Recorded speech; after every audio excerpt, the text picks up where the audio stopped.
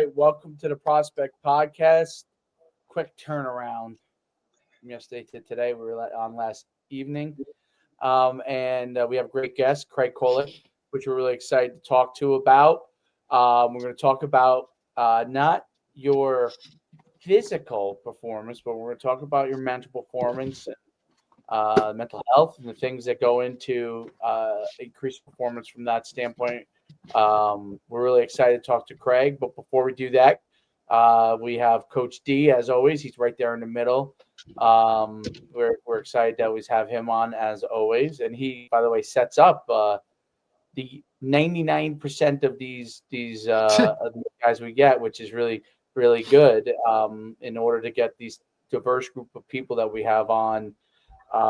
And diverse, I don't mean culturally diverse, even though we do have culturally diverse, but I mean diverse from all different types of fields and sports, which is really what makes it great. And of course, I'm Coach Schumann. So, Craig, it's great to have you on. We're excited to talk to you. Thanks for having me. Yep. Sorry, I was a few minutes late. I was talking. I was actually talking to my sister. I called her earlier this morning before I talked to you, Coach D, because she worked. Oh, that's okay then. Because listen, we ain't making her wait. Hell no. No. But I had it. She worked at the University of Tennessee back when Lane was there, and it was funny because those texts came out, and I said it over, and she was just laughing. Because she thought it was so funny because it's two things. We're like, college football, anything goes. Number one, as long as you don't like kill someone, steal, gamble, have an affair or anything like that, you're probably in good shape. But as a coach, outside of major crimes and infidelity, you're probably good. Yeah.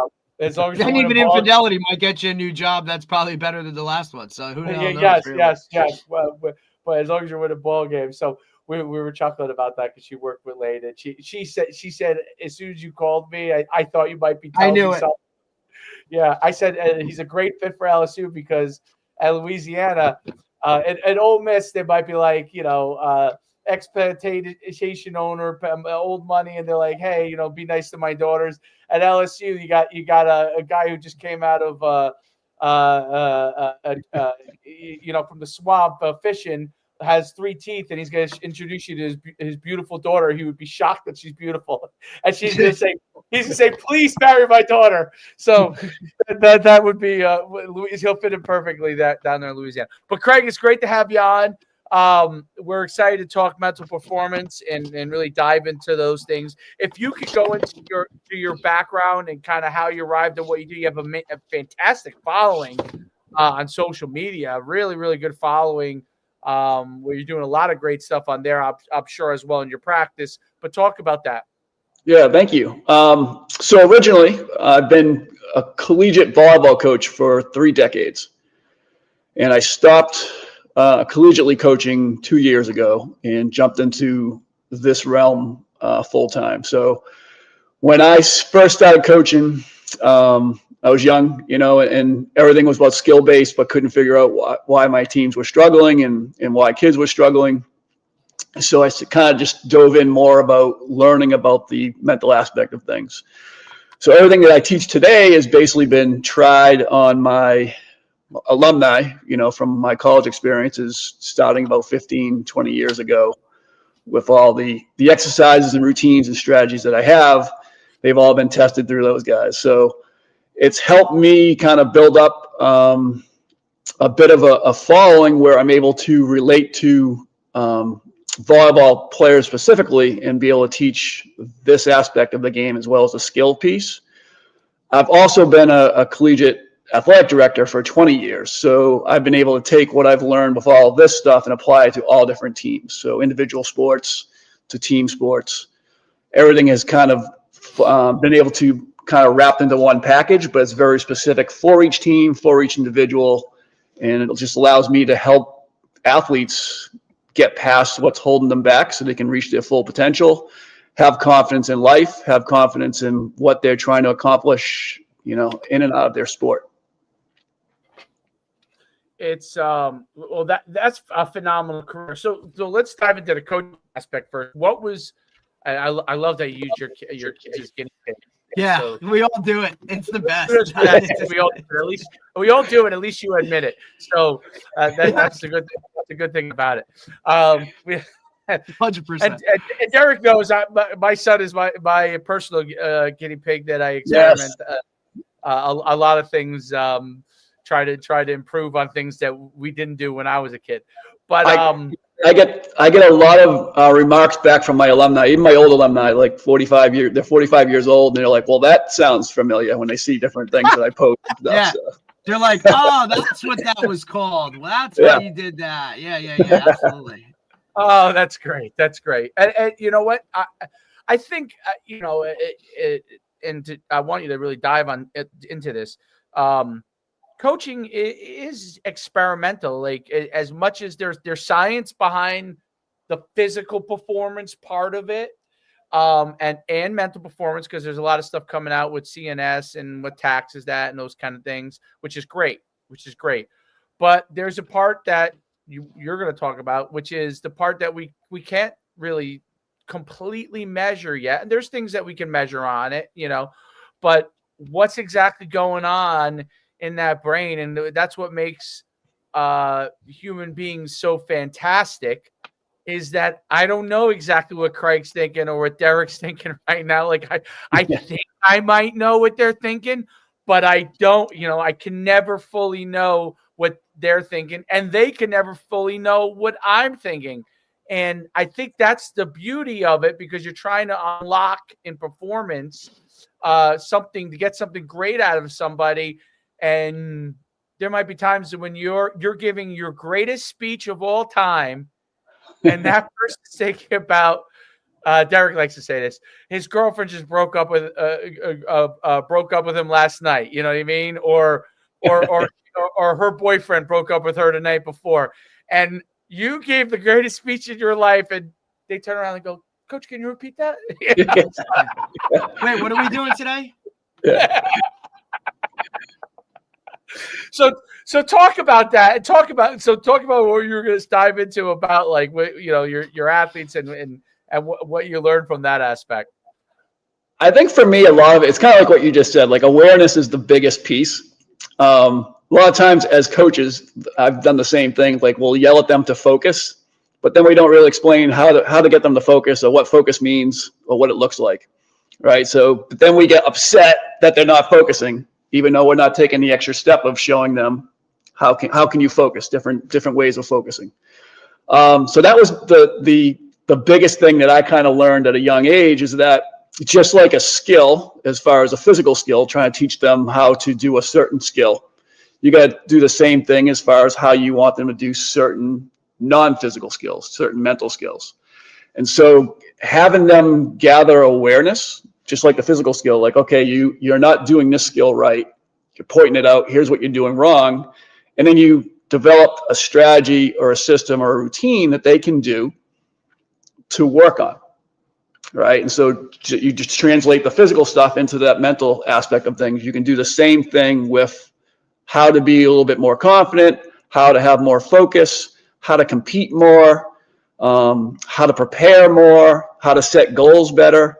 Like, just explaining things a bit more, especially to today's generation, is huge.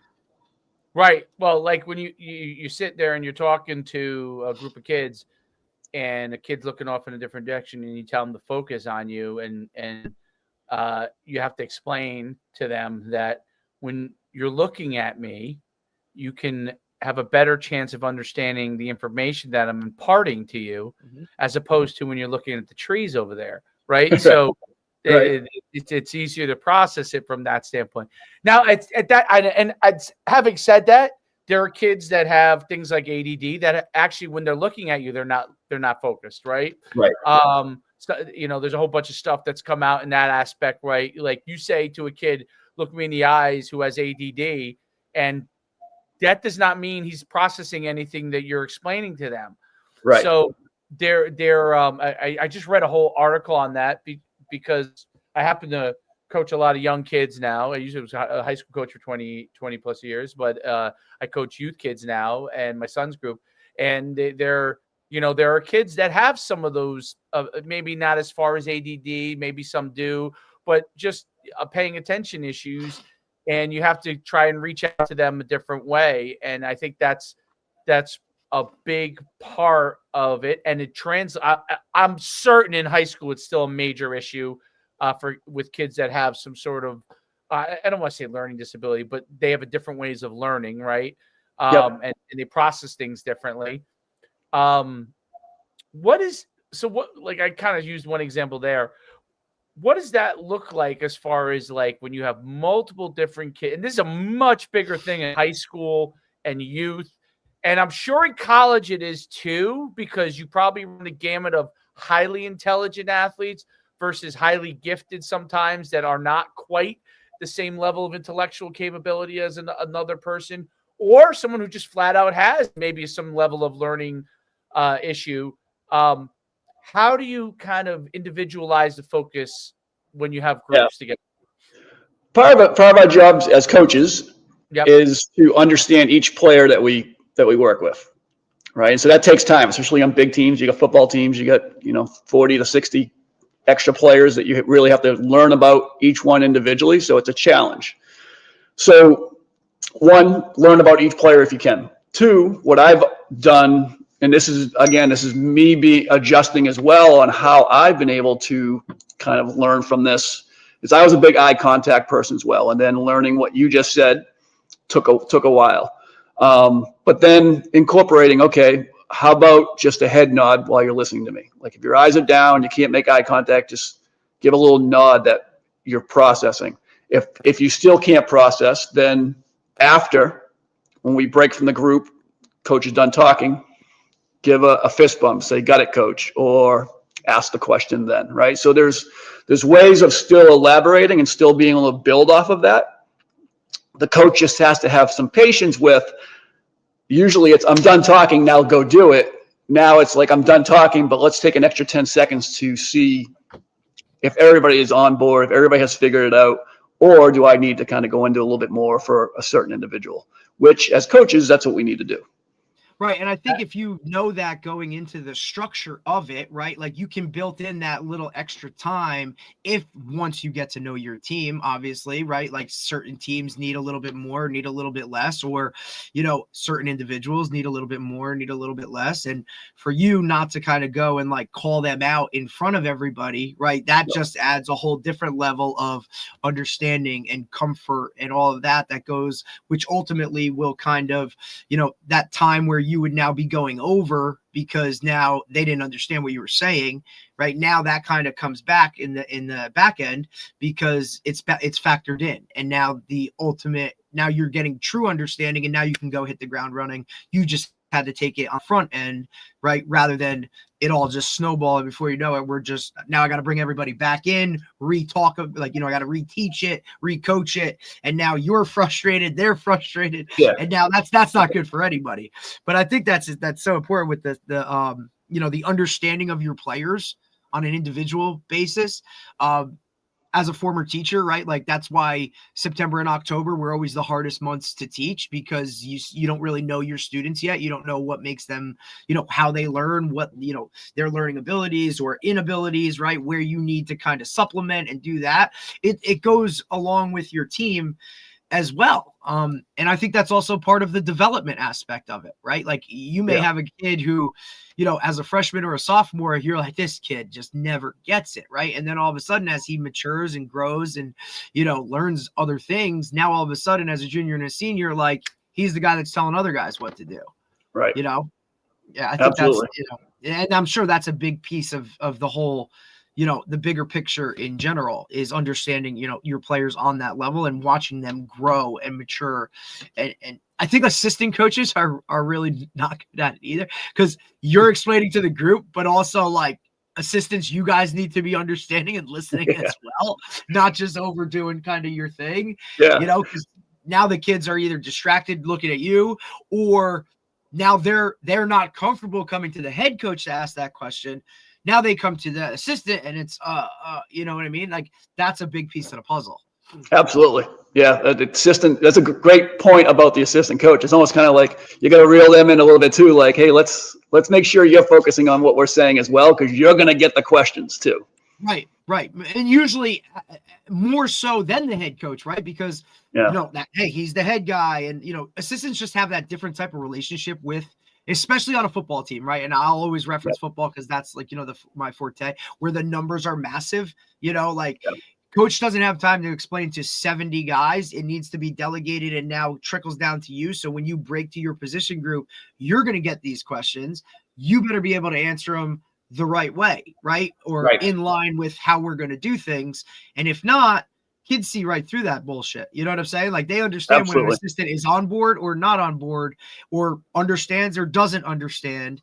And the worst thing you can do is kind of fake it, right? Like, hey, if you don't understand it, tell the kid, look, I'll get back to you, right? Like I hate when guys kind of go off and do their own tangent, but I think that's something really important from an assistant coach. Like that's your job. Your job is to relay that message and make sure you're on the same page. Yeah, I think 2 points there, like what you just said, like one, like just say, I don't know, and then go get the answer. And then you're saving yourself so much time and trouble by saying, I don't know, and then figuring out and then going back to it, than trying to bullshit the whole thing. Right. And the second thing, so like for me, like as a collegiate coach of volleyball, we're talking 20 kids tops, right? So big difference from what you coach. But now I work with a club, and we have 60 kids in the gym at a time, right? But the whole thing for adjustment for me is I'm teaching the coaches on how to interact with the kids and how to deal with situations, because yes, I'm going to have the whole plan, but like you said, you're the head coach. There's only so much things you can do as a head, but you have all these assistant coaches that can still get the message across. So teaching them as well, talking to them as well, and being able to get the point across with them makes your job easier. Yeah, no doubt about it. What about with with respect from a capacity standpoint, when you have different groups of people, large numbers of people, and you have different ways that they communicate? What are some tools they use to understand? I'll give a good example. So, before I started working in sports, I worked in a tech company, and we did business with offshore technology provider. And the first thing, I was young at the time, was like 26 or whatever, and it was working on closing the deal, and I had to meet with the guy who owned it, and he was from, I believe, was from Pakistan. Okay. Well, a lot of his workers were Pakistan, but a lot of he himself was Indian. And one of the things that they did a lot of, as far as communication wise, when I was told, hey, when he's affirming you, his head is actually going to the side like this. This is how he affirms. He doesn't affirm like this when you're in a conversation. So that if he's doing this, what you're saying to him, he's on board with. Versus what you're used to in America, which is this, right? And the reason why I bring it up was because sometimes kids in their own home have different ways they communicate with their parents, the people and it's not necessarily as apparent as something like that is, right? But you go in blind and you're coaching a team and you don't know all their communication styles growing up, right? So what are some of the ways that you try to communicate with them to learn their communication style, and that way you can figure out where you might be able to meet them on this or meet them on that, or you need to change some of the way that they communicate it. We used to say, like, guys put you see it all the time still in football. I can't do it because of the screen here, but when they put their hands up, like in high school, we used to palms up. Poof. Yeah, palms up. Like we used to have a word that I don't want to say on here for it, but when you put palms up, right, that means you're making it all about you. Okay. Now you see it all the time in sports. All the time, kids do that. But we would try to eliminate as much as possible. Not saying that it's not going to happen. Not saying coaches don't do it, because coaches do it, right? Okay, all the time. What are we doing? Try to eliminate, right? Try to eliminate how often you do that, and when you do it, let them know that, hey, you're making this about you. You know what I mean? And so that's what I mean by, like, sometimes communication styles. So there are kids that have been doing that their whole life, and it's going to be very hard to get that out of them, right? But you want to make them understand, hey, every time you do that, this is the message you're portraying. I know you may not mean that message. You probably don't mean that message. Absolutely. But this is what everybody else will interpret it as. So we want to try to change when you're upset as much as possible, so you at least recognize that when you're doing it, what's going on, and you might shorten that process and maybe eliminate some of it. So what are some of the things you do from a communication standpoint?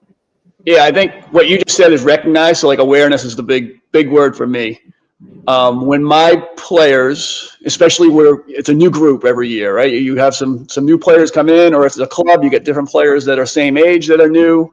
It doesn't really matter, except that I want to try to figure out how can I get the best out of them? And a lot of it comes down to not the skill work. It's the body language, it's their focus, and it's their self-talk. If they can get those three things down, the skill work gets easier, the teamwork gets easier, and you see much better results. So what you just said, it hit this a perfect point, is the palms go up after a mistake, they're throwing shade at a teammate, something like that. But being able just to go over to them and say, hey, like, what do you, like, not kind of blast them, unless it's like the 20th time you're doing this. Right. If you go over and say, hey, like, what are you feeling right now? Like, what's going on? And if they can name that emotion, like, I'm angry. Okay. Well, do you think being angry and doing this is helping? Right. And just getting them to think about it a little bit. So how does that look to the other teammates? If a teammate did that to you, how does that look for you? How does that feel for you? Right. So if they can name that emotion, then they'll start to have awareness of, my hands went up. That means I'm angry. That means I'm throwing shade, and that means I need to put my hands down. Right. So you start to see the correction a little bit more just from that first contact with them and talking to them about it. You'll start to see it, change down the road a little bit more and more. So that part is really important. What they're focusing on, are they focusing on the result, or are they focusing on that your teammate just absolutely dove and hit the floor? Yeah, the ball went out of bounds, whatever it may be, but like, look at the effort. Like, why are we not celebrating that rather than losing the point? Right. And a lot of that has to be done kind of, especially, like with football, it has to kind of be done on the fly, right? Because you're moving to the next play, or this is where, look, like, hey, come out for a play, right? And that's like an immediate like red flag. Now you're really like, you may have taken them from 0 to 60 just by pulling them off the field. And as they're coming off, you're getting the palms up, you're seeing the visual frustration that's going on. And it's like, hey, just take a minute, right? Understand, like, look, let me explain to you, like, this is why, and then usually you can kind of rein them back in. Now, The next step in that is, hey, I don't need you to come off the field. I can just yell your name automatically. As soon as I yell, you already know, hey, I've put my palms up. I already have this level of frustration. Coach isn't taking me out. We're just moving to the next thing. Because now in their head, they're going through almost their process of, all right, let me take myself down a notch. Let me understand what's going on. I see it a ton with, freshman to sophomore, right? When they're still kind of in that immature type of, they're not understanding of like, what am I really trying to get out of you, right? That's a bigger type of cerebral, like actions that are going on. Once you get that though, like, and they see like, wow, like everybody in the stands is looking at me, acting this way or doing these things. Or if you have another teammate that comes up to you and is like, hey, like I used to assign guys to be like certain players, almost caretaker, like, hey, when so-and-so starts whatever, make sure you go and give them a little shot, like, buddy, get back into it. When it comes peer to peer, it's so different than it is coach to peer, right? Yeah. And I think that's when you have a level of, now look, it's hard to find those mature guys that can set everybody straight, they can't do it for everybody.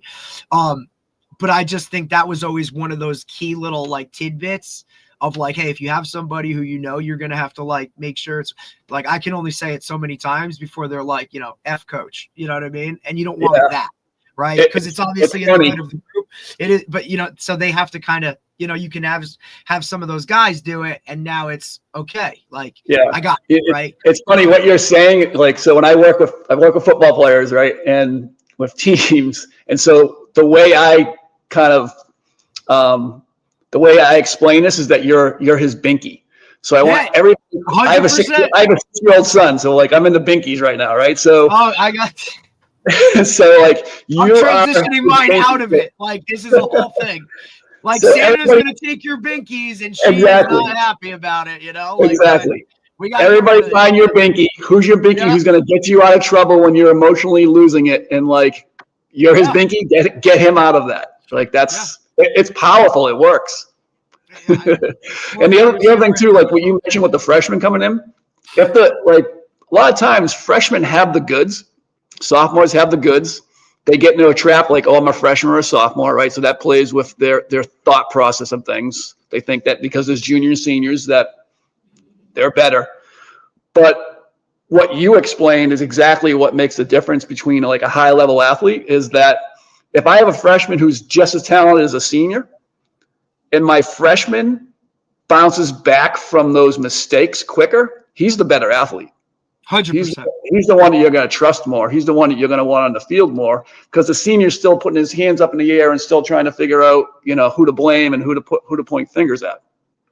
Right. And I think that's that built-in hierarchy that we've all grown up with and whatever. And you hear a lot of those younger guys sometimes like, Coach, I'm trying to get the locker room a certain way, but I'm a sophomore and the seniors and this and that. And, it's very difficult as a younger guy on the roster to kind of like, hey, like what I tell them is, look, man, you just get like, there's going to be guys that are going to follow you and listen to what you're saying. Even as a younger guy, I say, you worry about that. The other guys will ultimately kind of play themselves out, or they'll be defunct by just numbers and majority, they'll weed themselves out because they'll be the lone soldier eventually, right? But you got to just keep doing your part. Don't overstep that boundary because, as seniors, they take that a certain way and whatever that is, but just continue to trust in it and do what you're doing. You're doing exactly what you should be. And, the fact that you're openly communicating with me as your coach as to like, this is what it is. Like we see it. Don't worry, bud. Like we have your back. So keep doing what you're doing. And eventually like they'll fall in line. And if they don't, then they'll fall off the cliff, so it works itself out, but it's difficult, especially. And Dave, we've discussed this 1,000 times, like, that middle school, high school range where fitting in is the most important thing in the world. Like nobody wants to be, the not sitting at the cool table in the cafeteria, right? Like nobody wants to be that. It's the ultimate time in your life where fitting in and what others think is like the most important thing, especially with social media and the likes and the clicks and the, all that kind of stuff. So it's hard to be a leader. We discussed that. Like you're not going to be liked by everybody, but it's part of a bigger mental process of if you can understand who you are and then get them to understand it. Now we can all kind of work towards a common goal. That I think, absolutely. Understanding who you are, what you want, like that's the name of the game. And I think as coaches, we need to relay that more and communicate that more. Look, even like I know for Dave at his youth level, you know what I mean? Like there's a level of understanding that a lot of those kids, they get it, right? Like majority do get it. It's just we're so focused on the ones that don't, that it's really hard to kind of balance that moving forward, especially when we're playing sports where it's extremely emotional. Like guys don't understand, they don't know how to deal with their own emotions, and then it just comes out a certain way. Absolutely.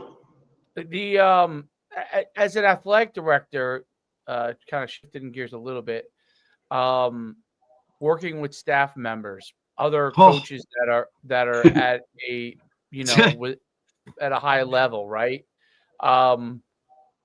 What was your process from that standpoint? Because I'm sure every coach feels like they need more, and they always need more stuff from you per se, athletic director. And just knowing the nature of coaches and head coaches that no matter what they have, they not only they want more, they think that the other guy has more than they do for some reason.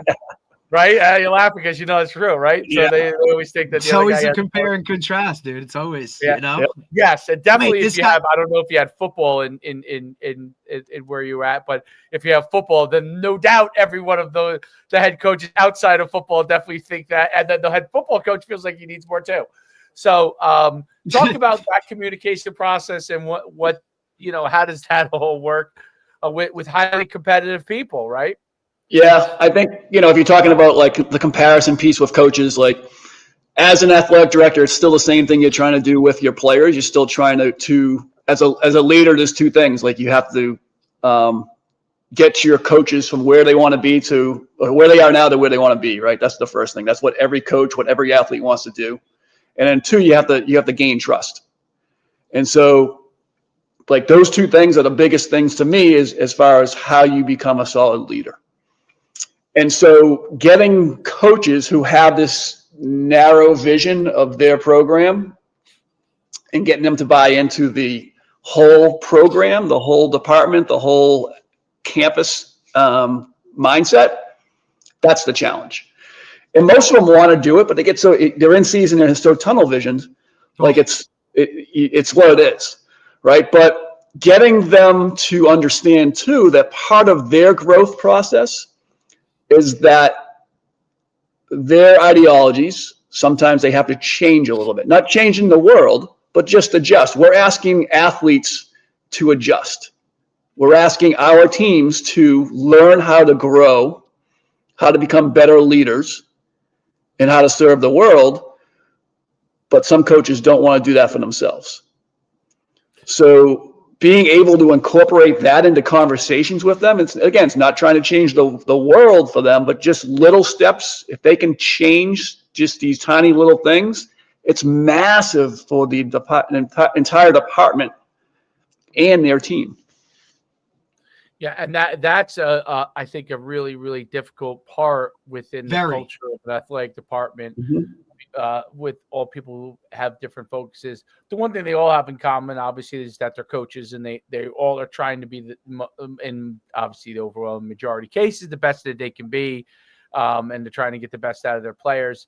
Yeah, and you're trying to explain how that's managed in a difficult world with respect to the high level of emphasis on winning, right? So, as an athletic director, obviously, you're judged on your coaches and their success, right? And the majority of those guys or girls or women, I should say, are focused on making sure their program is the best that they can be, and winning becomes so important, and sometimes sacrifices other things that might be going on because of that.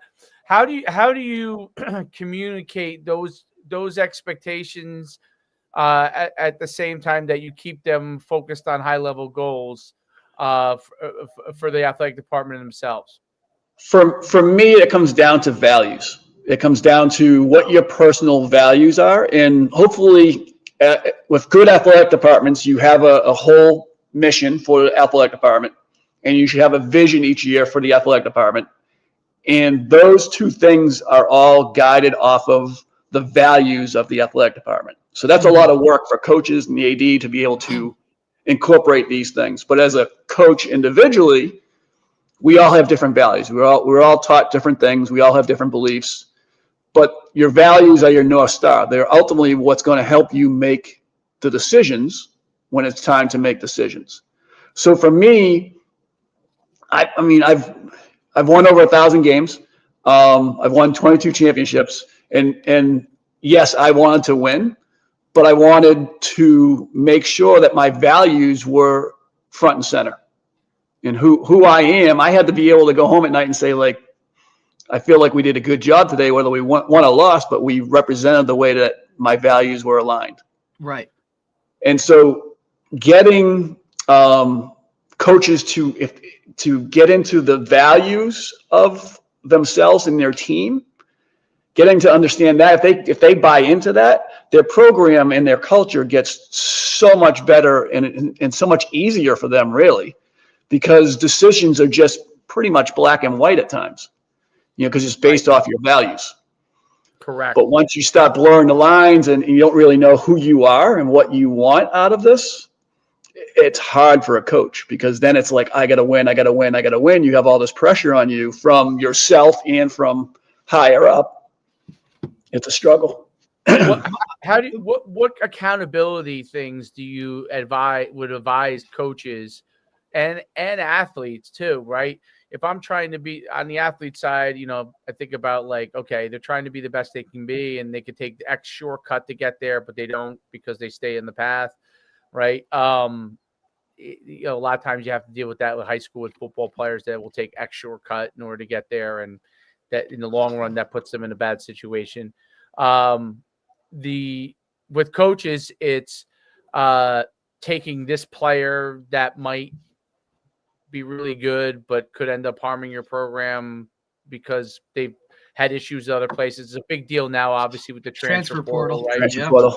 Yeah. Right. Knowing your values. So how do you coach these individuals on things they could do to check their value system, like to be able to say, hey, you said your value system is this, like, what are some accountability things that they can do for themselves?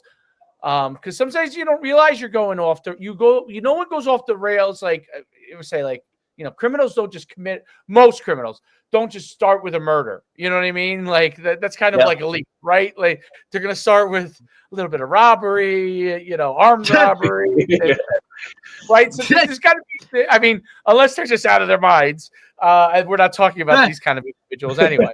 But most people don't start with just saying, "Hey, I'm gonna bring in guys who can play ball, and I don't care what they do." You know what I mean? So, how do you help them be accountable to themselves when little things might start to take them off the rails from that standpoint? So, this is good for you guys. Have you guys, Urban Meyer? Have you read his book? Oh yeah. How about you? Do you know about above the line, below the line, as far as him incorporating that, right? So what he does is he has just a line, above the line behaviors and a below the line behaviors. And it's black and white, right? So when things start to creep in, like those little things you're talking about with maybe a transfer that comes in, he's like, well, I'm kind of used to doing this, so I'm going to see if I can get away with that. It's just a simple conversation with either the leaders of the team or the coach, depending on who's going to handle it at the time. Was that action above the line or below the line as far as what our team values are? And being able to really, off the start of the season or off the start of the school year, you need to make known what the team values are. The team has to know these values. And a lot of times, like for teams that I work with, we develop the values through the players. Like we have them have a hand in it. Because now if they have a hand in it, they feel like it's meaningful to them. It's not just something like, hey, I told you need to be a nice person. Like that's, but hey, can we be compassionate as like they're saying, like, let's have compassion as one of our team values. So now they're bought into it. And so when something happens, was that above the line or below the line as far as our compassion value? And it just gets them to think more, and you get them to hold them a little bit more accountable that way. Right. And I think like, what he used to do, and we've done it at places where you have, your little leadership crew, right? Like, you'll bring that group in, like if there's something to discuss when it comes to, whatever, and then they relay the message, or, if it does get to the level where you have to bring in individuals, right? Like they're part of it. Right. So I think that's a big piece too, especially now it's difficult at the high school level. And I've seen it change, in recent years, like probably the last 5-6 years, where look, if the older guy or the leader of the team said something, like you didn't question it, you just did it. Right. Now I don't see that so much. Like these younger cats, like they got no problem addressing an older guy, or you know what I mean, like coming back at somebody. So you really have to kind of set that standard and set those expectations in terms of, hey, if you have an issue, this is the guy you go to, and what he says will get to me, and then we'll kind of go through, almost like a chain of command. But you see it with parents now too. Like they're so quick to jump the gun. Nobody goes through a chain of command. Nobody goes to the head coach first. They go where? Right to the AD, right to the administration, right to the superintendent. Like, because with social media, everybody feels like they have a voice. They have that direct connection to whoever it is. That chain of command is really difficult. I think when you instill it, though, from the jump with your program, as incoming freshmen, or, this is the model. This is who you go to. This is who we talk to. I think that adds another level and another layer to it, where when they feel included in the decision process, right? When you sit down with that leadership crew and you say, hey, how do you guys feel about this? Or how should we handle this? Now, look, there's always one that's going to say something off the wall, and you're like, buddy, we ain't like, let me ring you in here. You know what I'm saying? Yeah. But for the most part, now when they go, again, back to full circle, peer to peer is more impactful than coach to peer or adult to child. Like, that's just, when you include them, now we can really kind of get on the same page when it comes to that kind of stuff. Absolutely. With respect to, like, when people come to you to talk to you about, to seek your help, what are some of the things that you're seeing most that you have to address and that you're trying to help people with? Good question. As far as players, I think for me, it's still, either way, whatever you're working with most. Yeah, I think with the players, it's still, COVID was a thing, right? And it's the self-esteem, it's the communication with other teammates, it's the uncertainty of, I guess the same with the comparison, the uncertainty of what others are thinking. Like, that's a real deal as far as how kids act these days. Like, what are they thinking about me? Or how they're perceived. Correct. Or how they look, right? Like how they look, right? Yeah. Like, I think it's why coaching is changing. Yep. Like that militant, almost, berating or calling a kid out, like, it's gone. That shit's like, that ship's gone, dude. Like, you can't do that. I mean, look, we all understand that there's certain cultures and certain programs that can still do that, right? Like, I always reference my alma mater, small little town, North Jersey, right? Like, the head coach can still do that, right? Like, and be okay, because that's what's kind of expected, or that's, it's signed off on by majority of the people, right? And you kind of understand that in this program, this is kind of what works and it's accepted, right? I'm not saying it's right, wrong, or indifferent, but it sure as hell gets the job done. Right. You could never do that at other places. And that was that was something I had to learn, right? Because I only knew that. And then now when you go into, different schools or different, you have your different program, it's like, hey, that don't fly here, I think that's the majority of it. The compare thing is interesting, Dave, and we bring this up all the time, right? With social media, with like, even like the recruiting aspect, guys are comparing to what they see, and the things that they see are the smallest percentages, right? And the smallest little tidbits of what's not really common, or the majority for the most part. Do you see that social media playing such a bigger role in that, wanting to be part of it, being liked and all that? Because that's always been a part of middle school and the maturation process. And, I don't want to say the bullying, but those kind of steps that you have to go through as a kid, like to be accepted and be part of the group and all that. Do you think social media has only added to that, along with, obviously, this COVID generation that missed basically a year of that social skill interaction, cafeteria stuff, hallway stuff, right? Because they were on a computer, or they were, learning remote. Because I mean, honestly, like, that's, Dave and I were together coaching through that whole beast of what it was, and it was the last year I coached high school, because it was the process for me at that time, and maybe the people I was dealing with as well with me. was a lot of times something I did not agree with. You know, how they treated the kids and how, and it was the way I viewed it. You know what I mean? But like, you know, I was very bothered by you asking me to play a football game after not allowing me to practice for 2 weeks. Okay. Now we wanted to play a football game because we didn't want them to not play a football game. But I was bothered by the you know, the way that those type of things were handled. You know what I mean? So, And won the game. yeah, yes, I won the game. Shows you how important coaches are. But yes, I mean it's it's one of those things where, you know, it is important that the COVID changed a lot of the ways athletes think about things, coaches think about things, and people have gone in one of two directions. I think, like they've said, you know, I'm not willing to sacrifice the way that my values are, and this is how I'm going to do it. And people like it or don't like it. Then there are people who have said, I'm just going to do whatever I want to do, no matter what, and I don't care what anybody else thinks. And so, I mean, some of those are good values to have. Parts of it, some aren't. You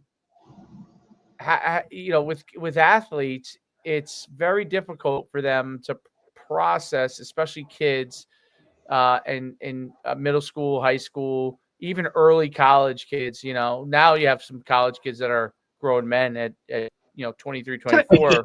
They can't process things at that point when their brain is just about fully formed, and we got a problem. Totally different. Yeah. But those other ages, they can't process certain things as far as like, why am I not getting recruited by this school? Why is my coach mad at me? I'm working really hard, and yet I'm still not the starter, right? How do you work them through these little challenges that really challenge them mentally? Because sometimes they are doing the right things and it doesn't work out. Like how do you help them to understand that part of it, right? Like, Yep. sometimes you can do everything the right way And it still doesn't not work out. get. Yep, and that's freaking life, you know. That's hard. That's a great question. How do you help them through that without saying that's life? Because that's how I think about it too. But they don't process that. Like if you tell them life's going to be hard, it's, you know, when you tell like, you're old, it's like, yeah. What do you mean it's hard? Like, Coach, you don't understand. Like, you just don't get it, Coach. You don't, you know, come on. Like, what are you talking about? Like, buddy, they're going to forget your fries at the drive-thru. Get used to it. Like, you're not going to realize till you're 5 minutes down the road. Like, yeah, how do you deal with that, Coach? It's all process based, right? So we get caught up in these stats. We get caught up in the comparison game of social media. We get caught up in results. Yeah. And you're right. You can do, like for volleyball, for blocking, it's the hardest skill to have because you can do everything right, and it's a rebound sport. It can just go 1 inch this way and it goes out of bounds, 1 inch this way in your hand, and it lands in, right? So you can be doing everything right and still not get the result you want. But if we can get them to understand the process of how you try to get the result was really what we're focusing on, and that's where the success and that's where you were really good at, you know, or that's what you're struggling with. So what I'll have them do is let's write down everything that happened to you in a week. So every single day, let's write down 3 good things, 3 bad things, let's say. Okay, and then it's going to have multiple days in a row of doing that. You're going to start to have clues that, like, yeah, I've had a bad attitude for 4 out of the 5 days. Like I yelled at one of my teammates 20 times in a day, right? So that's like a process. Or, you know, I didn't do the extra reps. I didn't show up early. I didn't stay late. And that's a way you can teach them when you look at it after 7 days and say, like, okay, like you just kind of came to practice, you practiced and you left. Right. You just if you showed want up. Extra skill, like, why don't we try now showing up a little bit earlier and getting some extra reps in? Why don't we come early and talk to our teammates more and have a little more communication and get that bond, right? So you can start to have proof. You start to have evidence that you can show them that's written down, like this is what you've done for the week. So how do we get this better? What can we do more of? Or what can we do less complaining, like less, what can we do more and less of? I think that's there's two things that I like to, one is the writing it down, that process of literally taking it from your brain, putting it on paper, right? It's why so many guys, when it comes to goals and all that, say, write it down, put it on a Post-it, put it in the mirror, right in the morning when you wake up and you're brushing your teeth, like you're going to see it. It's tangible. It's now on paper. To them, it's real, right? When you just say it, it's kind of just fugazi, but now it's something rock hard. It's evidence. That being said, I think when you have that tangible, something physical, to now you literally it's there. It to them in their mind, now it becomes real. I think that takes it to a whole different level of, okay, this is something.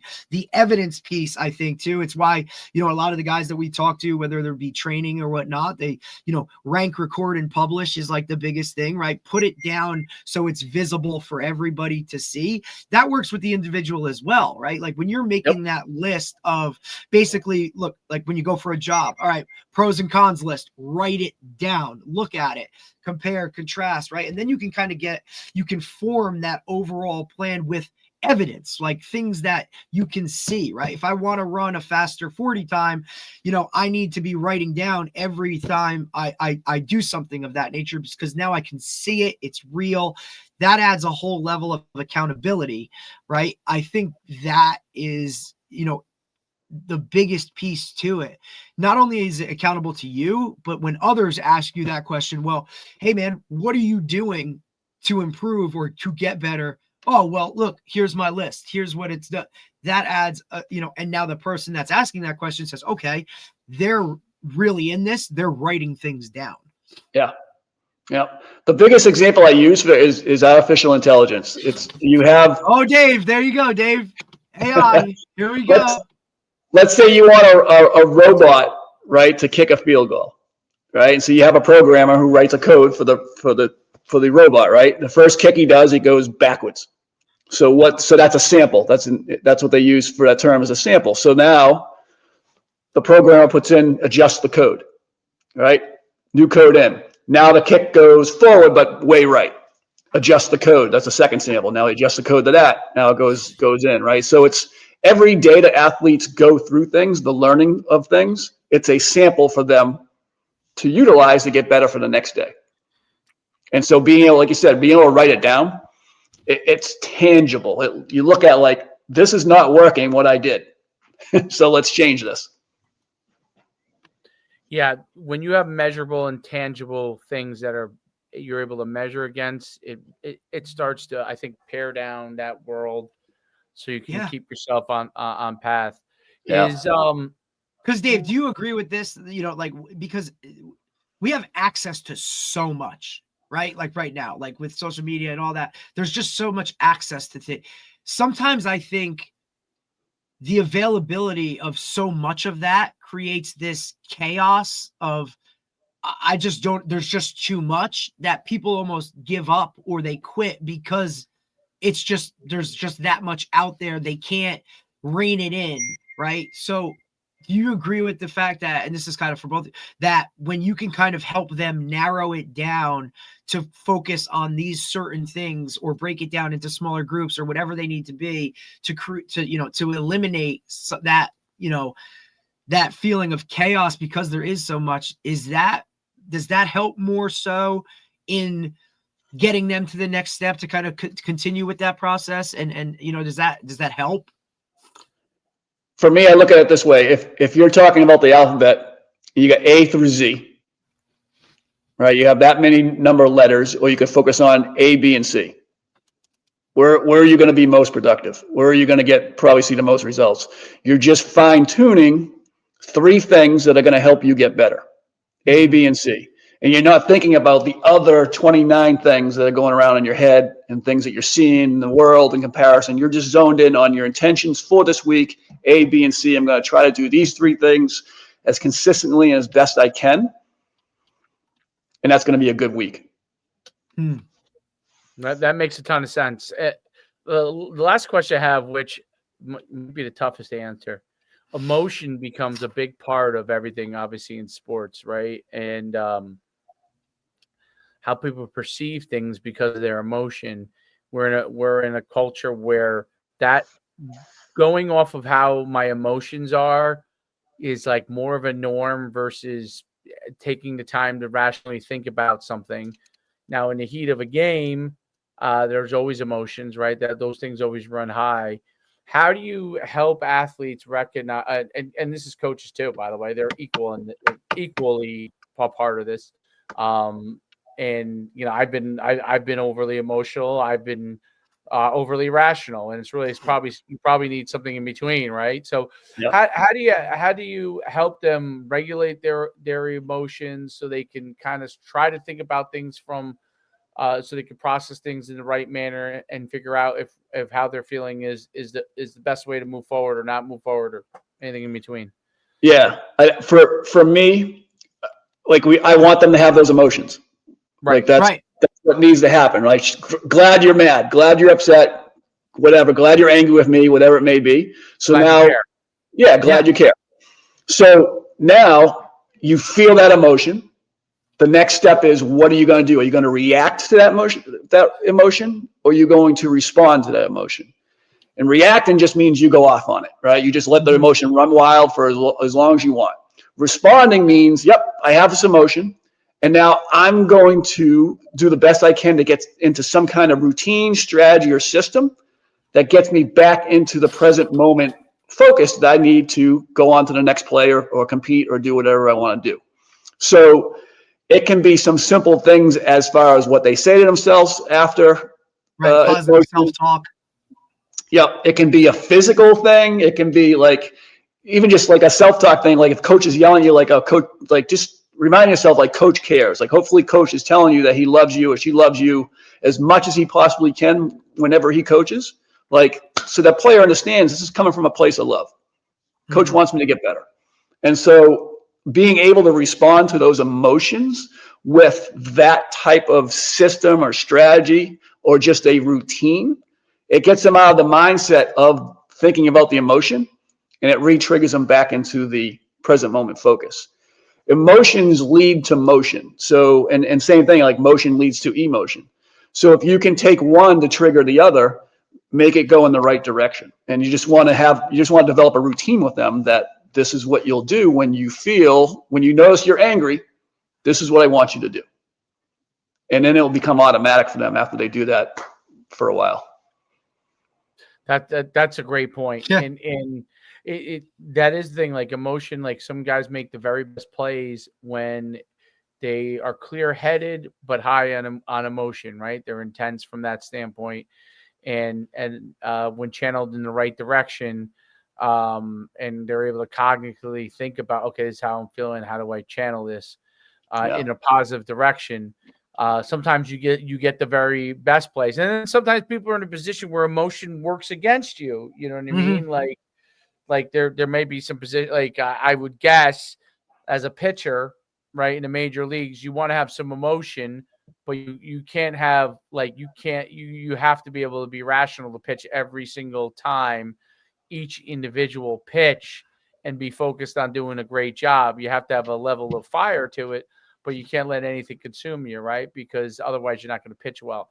So there are different and there's probably a million areas where I guess if you play chess, you cannot let emotion at all be involved in your process, right? Literally, rational thought the whole entire way is going to be the most, because if you have any emotion whatsoever that triggers your thought process, you're probably going to perform poorly, right? And so I think that's really, really uh, um, it's important to understand how high a level of emotion can help or hurt you in your individual sport, position, or task that you have to do, right? And I think that's really, really, I think that's really, really interesting. I mean, like I look at, obviously I played at UConn. I played football there, and Coach Hurley, Bob Hurley, is the basketball coach. That dude lives on emotion and fire.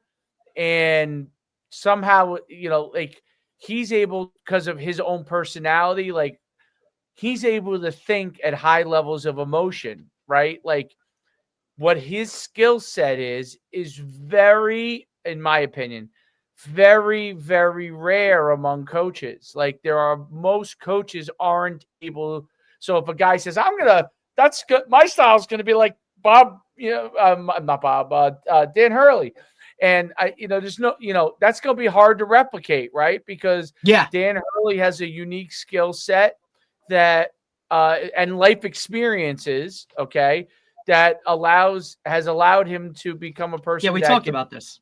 Be at high emotion and think very clearly at a lot of times. Not that he doesn't get too emotional, but too emotional for him, most people would be fired with too emotional, right? They wouldn't be able to handle it, would not be able to control it, right? So he lives on that line. And that's how he coaches, and he has great success with it. Then there's, on the polar opposite side of that, is Tony Dungy, right? Tony Dungy shows almost no emotion throughout a game. Obviously, wild success as a head coach in his style of coaching, and won a Super Bowl and a lot of success from that standpoint, and showing probably little emotion, and that's his philosophy. So, do you advise people and try to help them figure out like where are they in these spectrums that help them to be the best that they can be? Yeah, absolutely. So, as you were talking about, Hurley and everything. So, what I do with my players is, we talk about this before, but just to kind of jump to the end of it, before games, before practices, I'll walk around and I'll ask my players, what's their number? And so we assign a hype number for them between 1 and 10. Oh, I love that. Love that. Right. And so again, it's awareness. So if they're aware that, hey, I'm kind of a chill guy, I need to be like at a lower hype level, a 4, to be able to compete at my best. Am I at a 4 right now? Like, am I at a 1? Am I ready to fall asleep? Or am I like so hyped up because of who we're playing or what I'm putting the onus on the game is about, right? I need to bring that back down. And then if you have somebody else who's higher, like a Hurley, who's like a 7 or 8, if he's not at a 7 or 8, he's at a 2, he's not operating at his full capacity. Right. So being able to teach them, where are you at your best for performance? Where do you fall on that spectrum? What number? And then having them to start gain awareness of where they're actually at themselves, it goes a long way. That's phenomenal. I wrote that down immediately.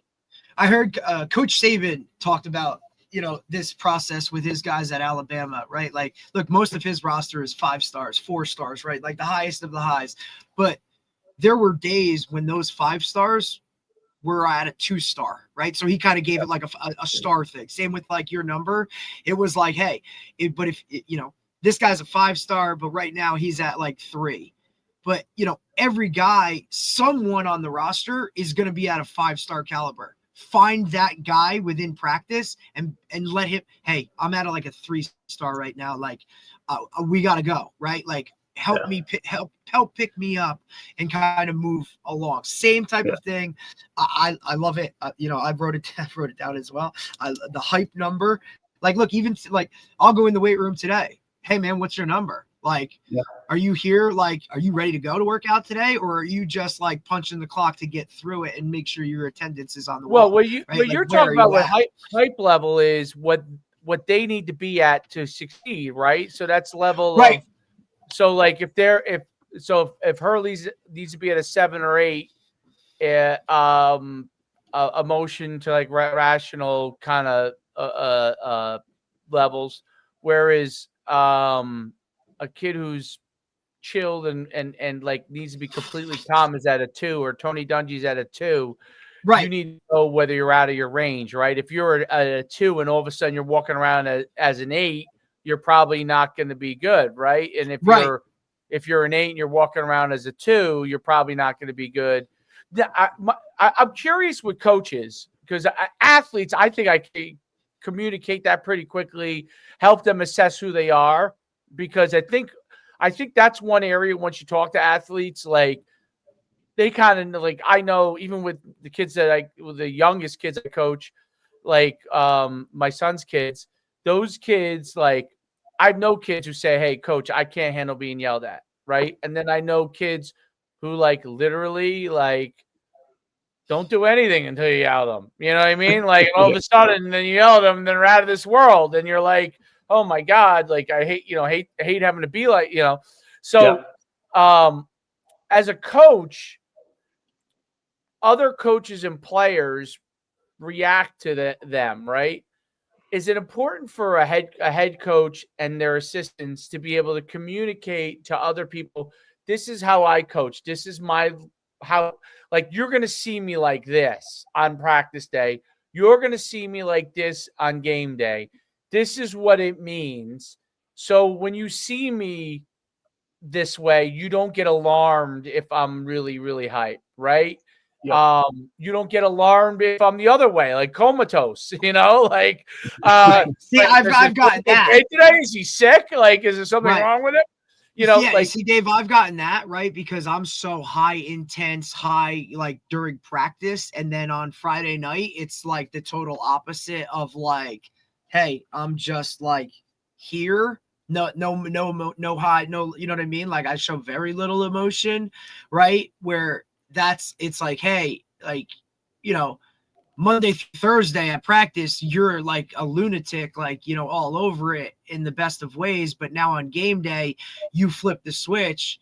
Because for me, right, like as a player, I needed to operate in that high hype world, 8 to 10, right? But as a coach, I need to be like 3-4 on game day in order to like make it happen. So I think that's that's something that people need to adjust to. Not only your players, but like other coaches around you, or even administrators or parents kind of look at it like, why are you not like losing your mind today? I think you have to communicate that when you interview, like as a coach, 100%. Like this is who I am. Administrators don't, athletic directors, in high schools, principals or superintendents, in college, athletic directors, presidents, vice presidents, they're going to show up at your events. And if they don't know, when you interview and you need to explain, this is my personality, this is who I am. I do think you have to explain that, because it's not asked a lot. I can tell you that every interview, no one's ever asked me, what's your temperament? I wish I had this conversation with Craig when I interviewed for jobs, because now going forward, which will probably stop me from ever getting a job, but I'm going to communicate kind of how I am. Okay. Because you know what? Then there's no surprises. You know what I mean? And that's the problem.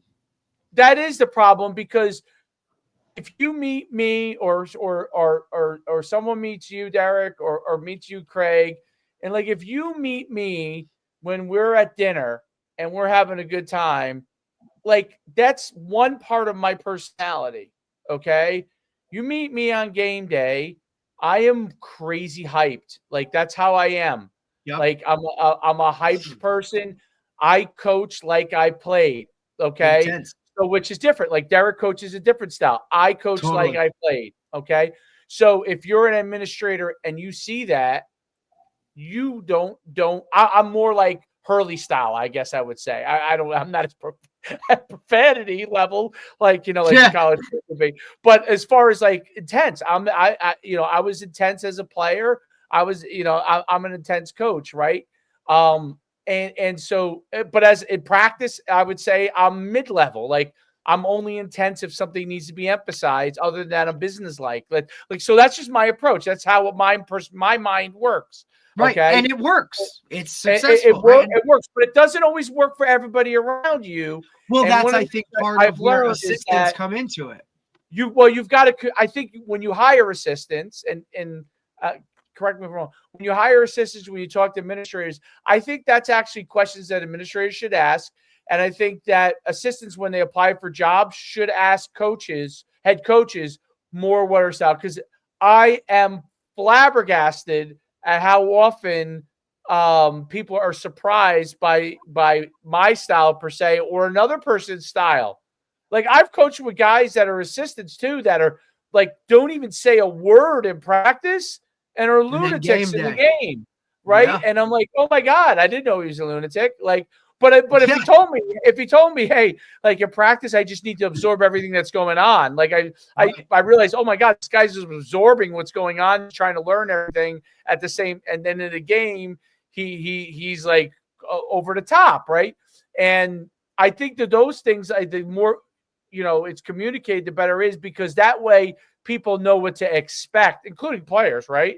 Because players need to know what they expect. That's the one thing I've always communicated that to my players. I think most of the time my players have understood that, but I think coaches have a hard time because they don't always know what to expect if they're expecting something in their head and then they see something different. Administrators definitely.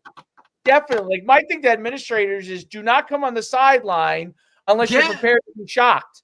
Like do not come on the sideline. Like that's like, unless you, and then not just like me as a coach. I mean, your assistants, like, like how they might talk, like you shouldn't be standing there unless you're preparing yourself to be shocked, because games are emotional. And having been a person that like runs my own club, when I watch other coaches, like when I'm watching a game and I'm not coaching it, I mean, I look comatose. Like I'm cheering, but I'm not like, I'm excited for them when they win, but I'm kind of calm. I'm observing more than I am anything else, right?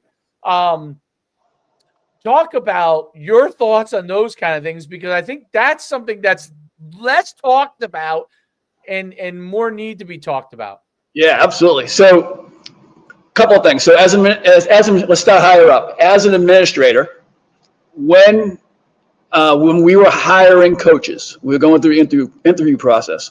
One of my questions always was to every candidate, what are you like on the sidelines? Is it different from when you practice and you coach? Because if they can define that, then it also allows us, one, holds them accountable, like, hey, like this is who you said you were. If we hire them, this is who you said you were, right? And you don't seem to be that way. But it also allows us to help them. Right? Like, okay, you said you were this way, like you seem to be losing your mind a ton. Like, what's the right? This is not what you said you were. Right. This is not what you said you were. Yeah. Right? You said you were a cool, calm, collective guy. Now I see you. Now we're like, we're breaking headsets here and like, we're doing, whatever. Like we're yelling at, like, we're yelling at referees. Like, what do we, like, I understand that. It's something for me personally that it was an adjustment, because you're going from player to coach, right? Yep. And now, like, some guys can't ever take that away, or they can't do what Dave does and harnesses that like intensity and high octane player mentality and can do it as a coach, right? I'm not saying that I couldn't do it. For me to get the best, I need to be cool. I have to be cool, calm, collective, and I've always expressed that. And most of the game, if you would watch me, 95% of the game, I'm fairly calm. But absolutely, for me, like there are moments when some of the stuff in my opinion, like is needed, right? There are times when you have to like get guys. Absolutely. So, but that's my personality. There are coaches that, if you watch them, for me, the whole game, it doesn't matter if it's a big part of the game, a low part of the game, they're always the same. And that's their personality. You know what I mean? Right. But, like, I think what you said is true, like holding them accountable. I think ADs, and you can probably speak this better than anybody, ADs have to know what they're okay with. Right? Absolutely. You should know what the school is okay with, right? Like, or what the culture of the building and the town is, or the campus is, right? Like, look, there are schools, irregardless of how good Dan Hurley is as a coach, there are places that aren't going to hire him. They're not going to take him. Look, Lane Kiffin. He ain't coaching at Harvard. Right? Like the Lane train ain't going to work at some places, right? Or even a Nick Saban ain't going to work at some places. Like sometimes this is a Jim Harbaugh ain't going to work at some places. Jim Harbaugh's a great example because right? Jim Harbaugh in football is as much of a wild card as you would get if you looked at the sidelines. Meaning, I mean, he's in the NFL and he's still he's super high, he's super low. You know? Yeah, he's super high, he's super low. You know what I mean? Like then he's in between for a long time. You watch him, it's wild. But I think that's a great point. Like AD wise too. Like you probably know like what you're comfortable, what Craig is comfortable with, and that way because you have to explain it to your administrators. You have to say, hey, this is my philosophy, right? This is my philosophy with my coaches. I'm okay with this. I'm not okay with this. And then administrator says to you, right? Like, hey, I thought you said you're not okay with this, right? And this person's doing this over and over again. You know, are you going to talk to him about it? And then it's very, because I guess it goes, it's not, but this isn't really only about, because the guy could have great values, but be excitable. A guy could have great values and be comatose. It's also about demeanor and what you feel the program should look like to the outside, right? Like LSU is, Lane Kiffin's a great example. He was wildly successful at Ole Miss, which is kind of buttoned up, okay, as far as they're very conservative. He's going to LSU, which is not buttoned up at all as far as like the fan base, right? And so it's a different culture from that standpoint. He could be wildly successful at both, two completely different types of places. As to kind of how they one had Ed Orgeron, who walks around with his shirt off half the time and won a national championship, might have also been fired for the same thing where he was almost too over the top at some point. They liked over the top, but then he became too over the top, right? Yeah. You know, like Dave, I have a quick question when it comes to that itself for Craig. Craig, in that, right?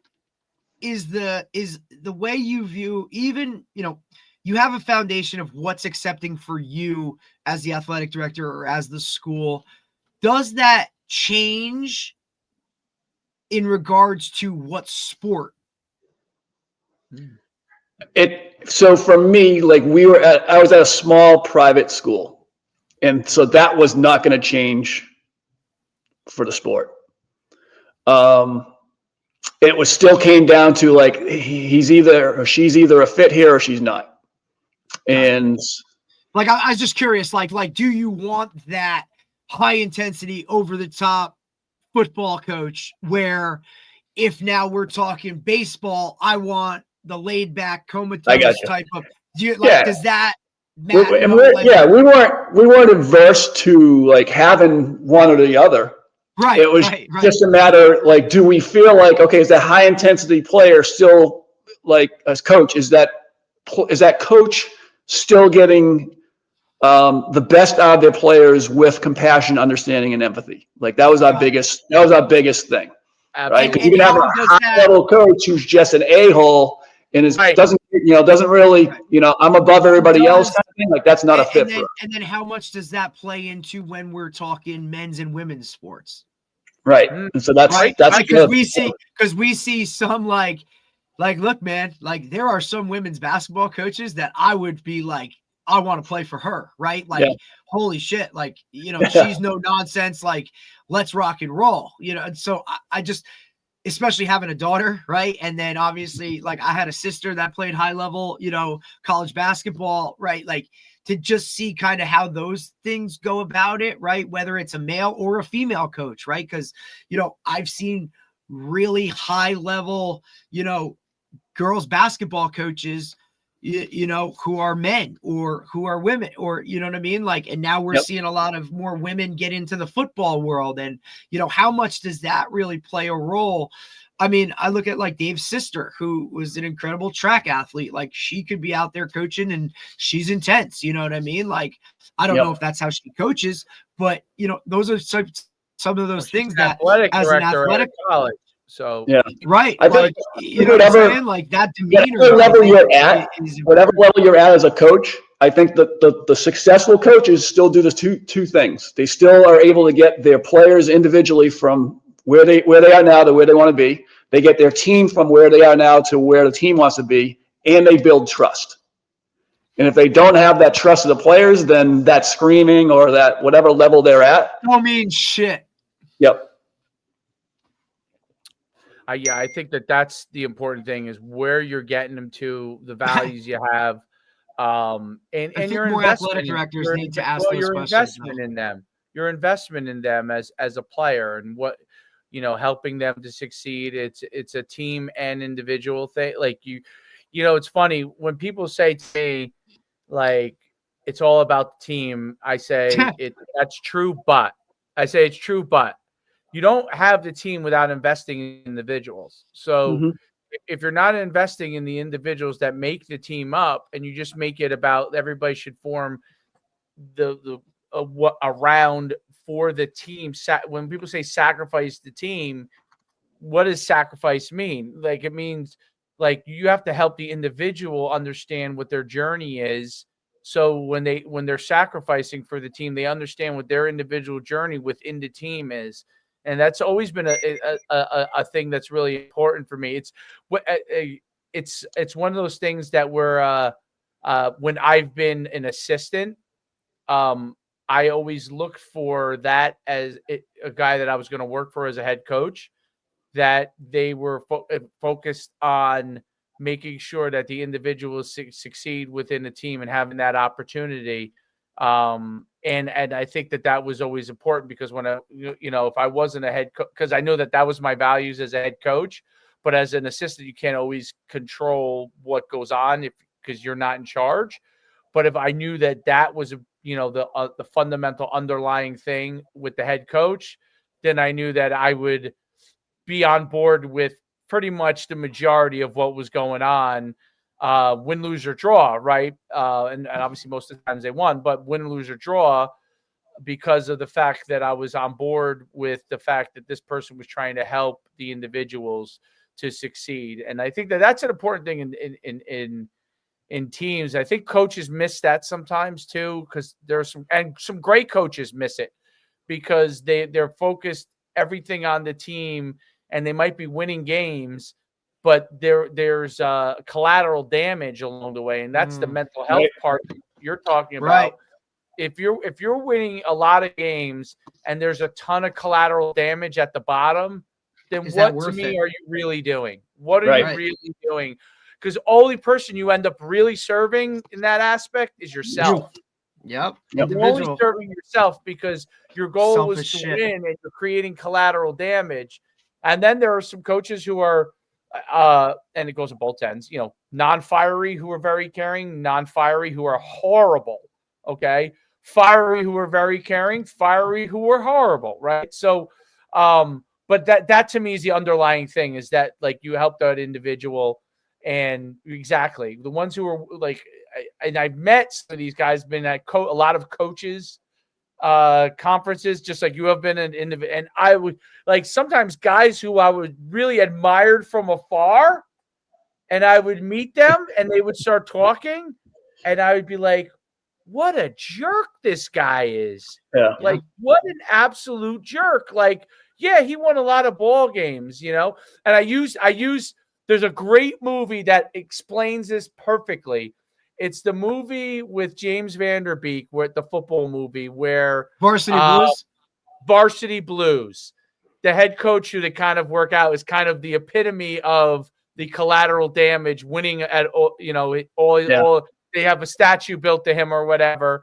And but all these kids have collateral damage, and that would be my example of the collateral damage coach along the way. Now, the other thing is that the unfortunate thing about coaching sometimes is there is some collateral damage, even when you're trying to do the right things. But coaches have to be able to recognize that and try to solve it as best that they can. There are unsolvable things. That's why the transfer portal exists in a crazy capacity in college, okay? Because there are guys doing the right things, and it's just unfortunate that this person's ahead of that person. He's the third stringer, and he's not going to play, right? And there is some collateral damage, and he might feel a certain way. But if the player walks away and says, hey, you know what, he was all right, that guy's all right, it's just, hey, I wasn't able to play, I wasn't going to get a chance, then that's not collateral damage, But if a guy said, hey, this guy put me in the game and, all week I couldn't practice, I was injured, and he threw me in there, yeah, that's collateral damage to me. So, but anyway, I want to let you run. We've took enough of your Dave, time. I wanted to squeeze out. I wanted to squeeze out one more question. And Craig, all right, Derek, you got it. We've kept you for so long, but I did want to just ask this one thing in regards to athletic director and coaches timeline, right? Like, how long is too long to turn something around, to you bring a new guy in? Like, what is it? I know it's a loaded question, it's a tough one, right? But it's especially now where guys used to have a 2-3 year window to make things happen and change things, and now I feel like that window it's shrunk. You gotta, I'm sure there's steps to it. Like, there's no concrete answer, right? But like, as an athletic director looking at it, right, like, what is really like a general type of like, hey, here's your timeline, like, go. For me, so obviously have been doing this for a long time. I think if you asked me this question 10 years ago, it would have been, it's roughly like a 5-year plan, right? You get your whole recruiting class in. There's no transfer portal. You're going through 4 years with the same guys, same players, same women. Right. And so you're trying to get a freshman class through, So you're trying to build it from there, right? So if that's starting from scratch, you get a 5-year window. And I think if you're making moves towards getting to the championship game by your 4th or 5th year, then you've done a good job. I think now, even at a Division III level, there's so much emphasis on winning, which at a Division III level, I don't agree with. Division II, like I get, NAIA, I get, but it's so much shorter now. And there's no, like you said, there's no concrete number. So it is a real thing. It is a real thing. It is a massively real thing. There is a lot of pressure. And even ADs, like who like for me, part of the reason why I left, like I was a big culture guy. It's all about the experience. And if you can give these athletes the experience, the results are gonna flourish. Right. That and some people aren't like that. Yeah, they want wins and losses right now. Or some guy, like, how much money are you bringing in for us, right? Like, or what is our persona on social media? Like, are people are their eyes on us for, look, it might not be for wins and losses, it might not be for doing the right thing all the time, but like, do we have viewership? Are people in the stands? Like there's schools out there where you can be 500. But you know what? You have a 30-man roster as compared to like a 17-man roster 5 years ago, and your social media is blown up. Right. That's bringing in other students, not just athletes. We talk about that with the private school, right, Dave? Like all the time, like everybody is just a number, right? Like you're a tuition, like that's what it is. And if I bring you in, do you bring 2 or 3 other kids, or do I get 5 more because of where you came from, or, what program like that stuff is a real thing, right? You see it now with guys, rather than have quality behind what they're putting out or really believe in what they're putting out, will just put it out because it'll get, likes or viewership or whatever that is. Like, it is a very changed. Would you say that's within the last 5-6 years, 3 years, 2 years? Like, I'd say 5 years. I think once COVID came around, it really changed the game after COVID. And do you see that only continuing, Craig, or do you see at some point it's going to be like, hey, we got to, rein it in a little bit, or you just think it's going to continue to just? I think I think it's going to continue because it's still a name of the game for it's a business. It's no longer, it's no longer just football. For sports. It's a college business, right? And so what's going to make us money, that's what we're going to continue to do. Even at the D3 level, because of people enrollment, right? Because colleges are struggling with enrollment. So nobody wants to go away to school anymore because you can sit in your house and take all your classes, Dave. Like, nobody wants to go live in a dorm room, dude. It's more comfortable to be in mom and dad's basement and, Exactly. TikToking for money. Like, look how many small Division III schools closed after COVID. Right. And that's going to continue. I would assume that's going to continue. Like, that's why a lot of Division III schools have football, because they get 125 guys. Yeah. And it helps their enrollment, and they don't care. Especially if they D3, where most of them are paying tuition. You cut deals with the students, so you can cut off this, 20,000 here or 20,000 there to get them into school. And it's usually a small school with a nice small school environment. And you get them to come there, and you get 120, 130 football players. That's 120 paying customers that are going through. I mean, that's the way it is at school now. And but yeah, I agree. Listen, I mean, I teach myself physics on ChatGPT. I literally, like, I didn't take no physics classes. I taught myself physics. So I mean, most people would try to do more fun stuff than that, but that's hey, buddy. Whatever works, dude. Look, I know you can say really tough names, dude, and whether you use ChatGPT to figure out how to say the name right. Like, look, there's a ton of stuff that we do. I use it to teach myself stuff, the things that I would never know. Like, I don't have time to go and sit in front of a physics book, so I go and have them teach it. Look, and each day gives me problems, and I learn physics through the guests we've had on our podcast, right? Like, the networking and the learning and the eye-opening of things that we've heard guys talk about, whether it be how they run their programs or, this little tidbit or that tidbit. I mean, it's why Dave's always you see my head down. It's because I take notes on every podcast we have and have an array of just sheets of paper writing things down about the things that we've learned through just having general conversation with guys about whatever topic we're talking about or whatever their quote expertise is in that world. And it's vice versa. Guys have come back to us and sent us messages or emails about, hey man, like, we had this conversation, we talked about it, and like, now I've gone and used it, and here's what it is. I think that's one thing that social media, the positive of it is it allows you to kind of connect with people you would have never talked to, or talk about things that you never would have even known existed had you only stayed in your little protective bubble of us here in New Jersey, right? Like, but no, like, it's a great tool. Craig, I can't thank you enough for taking the time, man. Like, it's really been awesome. Really appreciate you coming on and taking the time. Let our viewers kind of know if they want to reach out to you or look for your services or whatever, kind of, how can they find you, and where are you located? Thanks for having me on. And the best way to reach out to me is Instagram's kind of my main thing, where it's at Coach Craig Kolek, CraigKolek, and a lot of good information for coaches, parents, athletes, just trying to help as much as I can with information to help everybody grow. It also helps me because I'll get comments and a lot of conversations where I'm able to put out new stuff based off of conversations that parents are asking or kids are asking and stuff like that. So definitely reach out if you have any questions. Would love to have conversations. And thanks for having me on, guys. This was awesome. Appreciate it. Great having you on, Craig. Really, really a pleasure. And we'll talk to you soon. Absolutely.